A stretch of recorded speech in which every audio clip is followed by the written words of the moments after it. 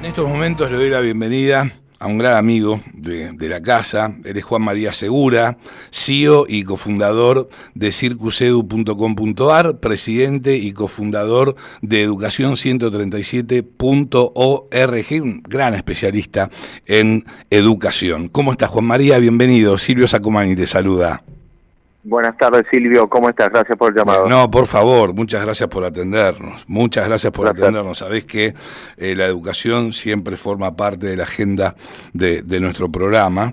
Y en este caso, bueno, lo primero que quiero consultarte es cuál es tu mirada en relación a esta disposición del día miércoles por parte del gobierno a través de un decreto que se ha publicado obviamente en el boletín oficial, de que a partir de ahora va a ser el Consejo Federal de Educación el organismo responsable de discutir con los gremios docentes, con representación nacional, las condiciones laborales, el salario mínimo, las carreras de los docentes y bueno, y también el calendario educativo.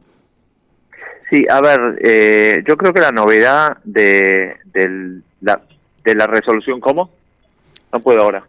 La novedad, discúlpame, tengo sí, por favor, médico. Quédate tranquilo, por favor, Juan María.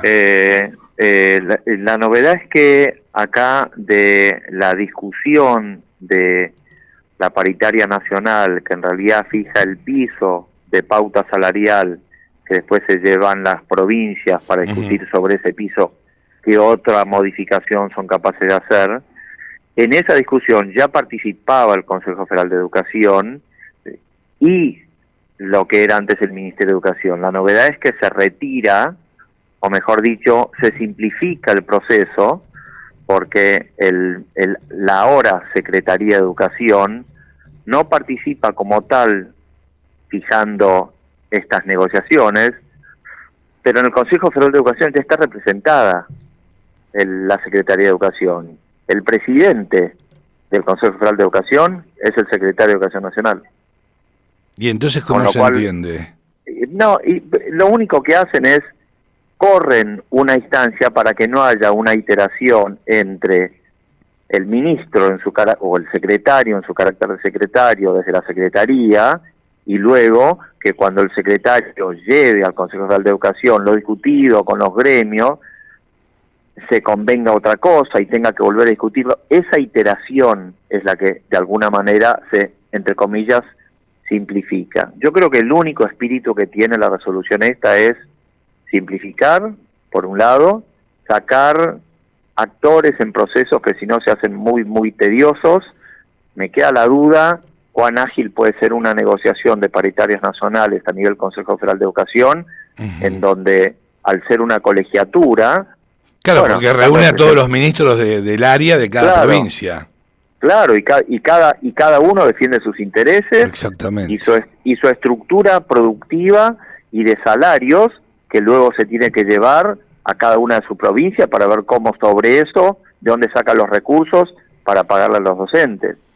Con lo cual, simplifica un poquitito el diálogo para fijar bases, y digo un poquitito porque te saca a un actor institucional, que es Secretaría, pero no te saca al secretario, solamente al secretario te lo deja participar en su carácter de presidente del Consejo Federal de Educación. Nada, hay que mirar los considerandos de la resolución, porque ahí está muy claro que el objetivo de esto es simplificar, agilizar y en algún punto darle al Consejo un poco más de injerencia y relevancia en esa discusión, en el camino de que finalmente cada provincia debería tender a poder establecer luego su propia pauta, tomando como base una base muy baja establecida en el Consejo. La Secretaría se queda con la posibilidad de vetar lo que se acuerda en el Consejo Federal de Educación, sí, porque hay una parte del salario de los docentes de las provincias que puede ser complementado por la Ley de Financiamiento Educativo. Son fondos que tiene el Estado Nacional. Entonces la Secretaría de Educación Nacional puede eventualmente vetar, porque dice ese acuerdo, esas pautas que ustedes establecieron, el Tesoro Nacional no está en condiciones de de disponerlas, así que vetamos el acuerdo. Pero yo no negocio. Tráiganme un acuerdo como secretaría y yo digo si se aprueba o no. Ahora, el que lo aprueba es el secretario, que es quien está sentado también en el Consejo Federal en el momento en el que se discute. Está claro. Se supondría que el acuerdo ya debería salir cocinado o acordado, valga la redundancia, desde el mismo Consejo. No, yo no lo veo muy relevante, Silvio. Bien, perfecto. No quería conocer tu mirada porque, me pareció un hecho llamativo. Y obviamente era muy importante recurrir a tus consideraciones para que nos ilumines al respecto. Pero sí, no lo ves muy relevante, digamos. No, y cualquiera que quiera argumentar que esto demuestra lo poco que le interesa al gobierno nacional la educación, que se retiran de las discusiones salariales de los docentes, es falso eso, porque el secretario es el que comanda el Consejo Federal de Educación. Entonces, va a estar comandando justamente el órgano de concertación de la educación en la Argentina, que es el Consejo Federal. Así que el Estado no se retira, es un proceso que simplifica, y yo creo que una lectura muy entre líneas a largo plazo es que, bueno, finalmente el Estado lo que pretende, por lo menos el Estado Estado Nacional, es que la Secretaría de Educación Nacional tenga menor relevancia en el debate educativo, porque el país es federal y porque finalmente los ministerios que tienen que ser fuertes y que tienen que tener autonomía son los de cada provincia. Son los jurisdiccionales, claro, son los de cada provincia. Entonces, finalmente, la provincia que es capaz de pagar un buen salario, bueno, esa provincia debería lograr atraer buenos docentes. Y esa es la lectura entre líneas que yo saco. Un gobierno que trata de transferirle más discrecionalidad y más poder de decisión a las provincias y por lo tanto atomizar, llevar el debate del docente, el debate sobre la educación al mismo territorio en donde acontece la educación y sacársela al centralismo de un Estado nacional. Esto es lo opuesto a lo que en algún momento insinuó hacer el que fue en algún momento el ministro Trota, ministro de Educación de Alberto Fernández presidente, cuando creó el Consejo Nacional de la Calidad de la Educación, que se armó como un consejo más o menos similar al Consejo Federal de Educación, pero dentro del ámbito del Ministerio de Educación Nacional. Mi lectura entre líneas en aquel momento era, el ministro Trota lo que intenta es centralizar el poder y la definición sobre pautas de la educación a nivel nacional. Por lo opuesto, mi lectura entre líneas opuesta es en este caso. Yo creo que acá el gobierno lo que está buscando es simplificar y trasladarle el problema o la responsabilidad a quienes hoy son los encargados de crear escuelas, pagar docentes y educar a los chicos. Seguro. Hay otro punto que me parece sumamente relevante, bien digo, y significativo, que tiene que ver con otro decreto, ¿sí? Limitando el gobierno el derecho a huelga de los trabajadores. Bien. Y en este caso, entiendo, corregime si me equivoco, la educación va a formar parte de los servicios esenciales, ¿sí? Debiéndose garantizar un funcionamiento de entre el 50 y el 75% en caso de estar en conflicto sindical. Era ahora, me parece, ¿no? Sí, esto se discutió en algún momento en la ley Bases, a principios del 24, después cuando la ley Bases se recortó y se acotó, esto salió de acá, después el diputado Finocchiaro llevó adelante este pedido, y yo creo que la ley se había votado, y de hecho se le llamaba a esta ley la ley Finocchiaro, la ley que establece que la educación es un servicio esencial. Sí. Sí, sí. Ahora, me preguntás a mí, en la práctica, ¿cuánto puede cambiar el funcionamiento del sistema a partir de que se ponga en funcionamiento una ley de estas características? Y de nuevo mi respuesta es muy poquitito, porque el problema de la educación, a juicio mío, no está principalmente cuando los chicos no van al colegio, sino cuando los chicos van al colegio. Los chicos no aprenden, o aprenden muy poco, o poco y mal, cuando están en el colegio. No los 3, 8 o 17 días que no van al colegio. Entonces yo creo que es mejor que estén en el colegio cuando corresponde, que anden dando vueltas por la calle, o estén paveando la casa, sí, es mejor, claramente. Pero acá el problema, en cuanto a envergadura, es que cuando están dentro de la escuela no aprenden nada. Claro, y eso tiene que ver con currículas vetustas, claro, y anacrónicas.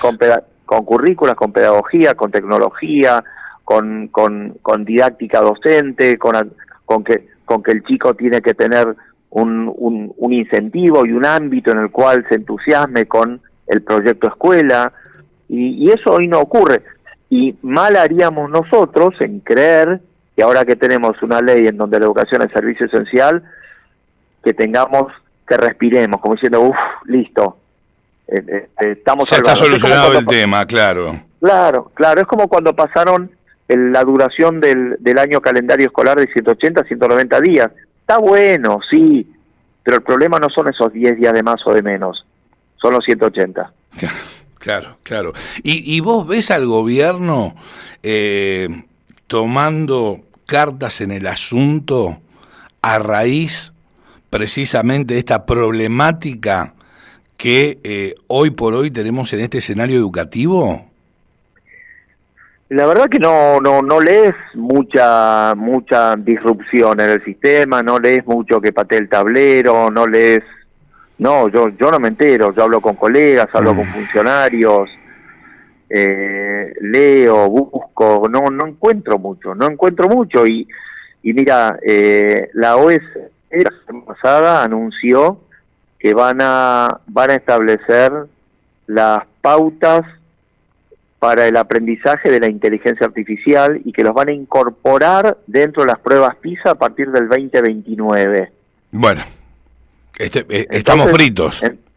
Pero entonces lo que digo es, bueno, tenemos que estar corriendo para repensar y reorganizar el sistema para que de acá al 29 los chicos del sistema escolar estén en condiciones de responder bien a consignas vinculadas al uso equilibrado y bien dirigido y con propósito de las herramientas de inteligencia artificial. Esa discusión no la veo en ningún lado, Silvio. No, yo tampoco, lamentablemente. Lamentablemente.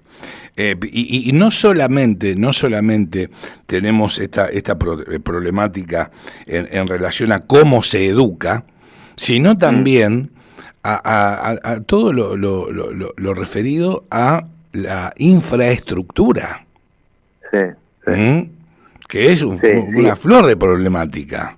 Sí, ahí lamentablemente estamos parados en un país pobre que no tiene plata, en términos generales, un país que tiene 40% de pobreza, o 50, o 42, es un país pobre, y un país pobre que no tiene recursos, bueno, tiene que priorizar. Primero tenemos que comer, después tenemos que cuidar que no haya delincuencia, tenemos que cuidar salud, y bueno, y iremos llegando en esta trayectoria a poder apuntalar la infraestructura escolar. Pero si la rompimos, si la descuidamos, la descuidamos. No hay mucho para hacer ahí. Pero de vuelta, estamos hablando de infraestructura y no de aprendizaje. Pero es importante también que los chicos en invierno estén calentitos, en verano de repente no tengan calor en el espacio áulico, te predispones de otra manera. La respuesta es sí, es mejor, pero yo voy pero más no allá. necesario, claro. Pero si no lo tienen, una condición sine qua non, imposibilita que no aprendan. El país de la región que tiene los mejores indicadores de educación desde hace mucho tiempo es Chile. Yo estuve visitando escuelas en Chile, escuelas pegadas a la cordillera, en pleno invierno, y mientras los chicos atendían a clase, yo veía por los costados las montañas, todas nevadas, y esas escuelas no tenían calefacción, y los chicos estaban con camperas adentro de la escuela, adentro del aula, con camperas. Que ver con una cuestión cultural, de vocación por parte de los docentes y obviamente también, insisto, con el tema de la currícula y los temas que se abordan así, ¿no es cierto? La agenda en torno al ámbito educativo.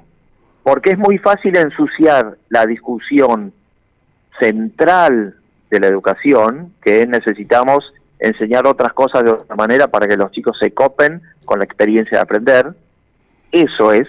Y en la medida en la que no ocurre, hay que remezclarlo todas las veces que sea necesario hasta que ocurra, y a eso hay que rodearlo de otras cosas que lo favorecen. Infraestructura favorece, que los baños anden favorece, que puedan comer un sándwich o tomar un vaso de leche favorece, pero no me vengan a decir que si eso otro no está, lo primero no puede ocurrir, porque no es cierto, si no Japón nunca hubiese salido después de que le tiraron bombas nucleares, nunca hubiese salido adelante. Sí. Ni Alemania podría haber tenido uno de los mejores sistemas del mundo después de cómo quedó de la Segunda Guerra. Sí.